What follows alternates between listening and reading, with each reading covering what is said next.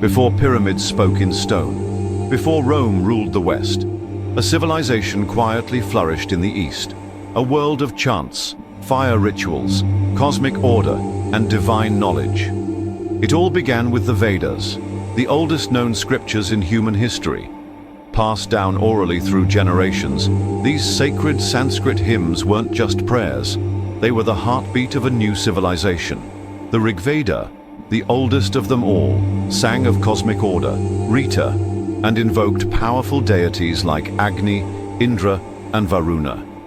But these weren't just gods, they represented forces of nature, fire, storms, rivers, and rain. The Vedic people lived close to nature. Cattle were wealth, rivers were sacred, and the family was the heart of the community. But this era wasn't just about rituals and sacrifices. It was about building a moral and spiritual order, where dharma, righteous duty, was central.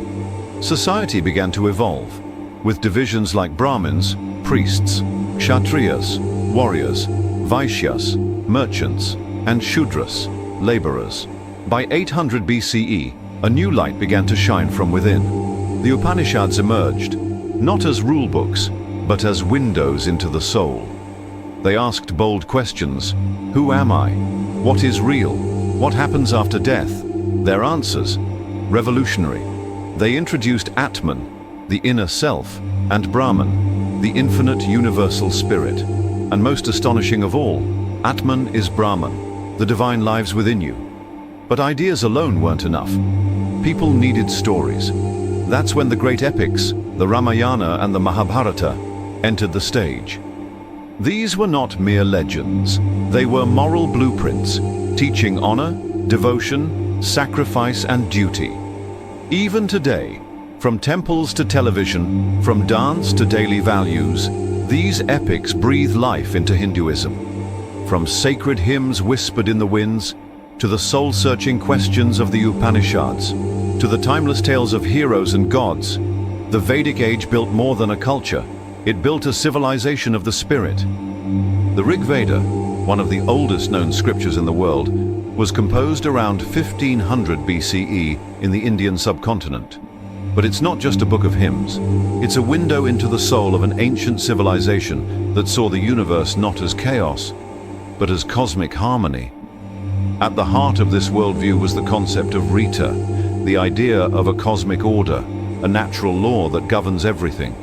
From the movement of the stars, to the changing seasons, to the flow of rivers, to the truthfulness in human actions, all was believed to be bound by this sacred rhythm. Rita wasn't just about nature, it was ethical, moral, spiritual. To live in harmony with Rita was to live with integrity. It was the glue that held society, nature, and the cosmos together. But here's what's remarkable. Beyond the rituals and offerings to Agni, the fire god, or Indra, the warrior god, the Vedic people were seekers. They weren't satisfied with just performing rites. They asked questions. Who created the world? Why does the sun rise? What lies beyond death? This thirst gave birth to philosophy, science, and metaphysics in India. The Vedic age wasn't just religious, it was intellectual. It sparked India's earliest explorations of consciousness, the universe, and the self. These questions would eventually lead to the Upanishads, where sages took Rita further, seeing it not just as order in the world, but order within. In a world still discovering written language and agriculture, the Vedic seers were pondering the origin of reality, the nature of truth, and the interconnectedness of all beings. Their insights formed the foundation for Ayurveda, yoga, astronomy, and Vedantic thought. So the next time you hear about the Rig Veda, remember, it's more than hymns to the gods. It's the beginning of a great Indian intellectual journey, a journey that still shapes how we see the universe and our place in it. From cosmic order to inner wisdom, the Vedic age was not the end, but a magnificent beginning. By around 800 BCE, a profound spiritual revolution began in ancient India. The grand fire rituals of the Vedic age, once central to life and religion, began to feel incomplete. Questions began to emerge. Is this all there is? Are rituals enough to understand life or the self? This era gave birth to the Upanishads, texts that would change the course of Indian thought forever. In Sanskrit, Upanishad means to sit down near, symbolizing a student sitting close to the teacher, not for instruction in rituals, but for deep, transformative wisdom. The Upanishads moved away from external fire offerings and turned inward, searching for the inner fire, the spark of consciousness within every being. The sages of the Upanishads revealed breathtaking insights that Atman, the inner soul or self, is eternal, that Brahman, the universal spirit, is the essence of all existence. And most stunningly, Atman is Brahman. The soul within you is the same as the infinite universe. This was not just a philosophical statement, it was a spiritual breakthrough, a realization that everything is interconnected, that divinity is not outside, but within. These teachings didn't remain confined to ancient forests. They became the roots of Hindu philosophy, influencing Vedanta, yoga, and the entire spiritual tradition of India. Even today, the questions they asked, who am I? What is the purpose of life? Resonate deeply with millions of seekers around the world. The Upanishads taught us something revolutionary, that the divine is not in temples alone, but in truth, in awareness, in you. From outward rituals to inward realization, the Upanishads marked the true awakening of Indian spirituality. Hinduism wasn't just a religion of rituals or philosophy, it was a living tradition, kept alive through stories that weren't just told, they were lived. Enter the great epics, the Ramayana and the Mahabharata. These were not merely myths or fables. They were epic sagas of love, loss, war, and wisdom. And above all, they were moral compasses for society.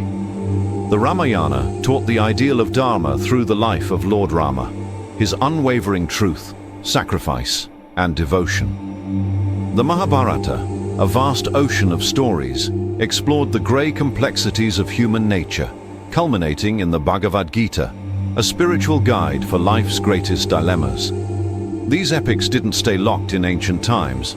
They flowed into the very soul of Indian culture, from temple sculptures to classical dance, from TV serials to school lessons, from festivals to philosophical debates. The Ramayana and Mahabharata shape how millions think, act, and live. Through them, Dharma, righteous action, Bhakti, devotion, Karma, action, and Moksha, liberation, came to life, not in abstract ideas, but through relatable characters and timeless narratives. These are not just stories of gods and warriors, they are blueprints for life, passed down through generations, reminding us of our highest values and deepest struggles. The Ramayana and Mahabharata are not history books.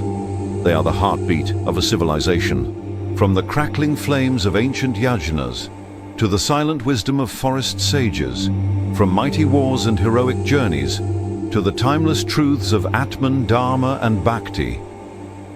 The Vedic age was not just the past. It's the living soul of a civilization that still breathes through traditions, temples, and teachings.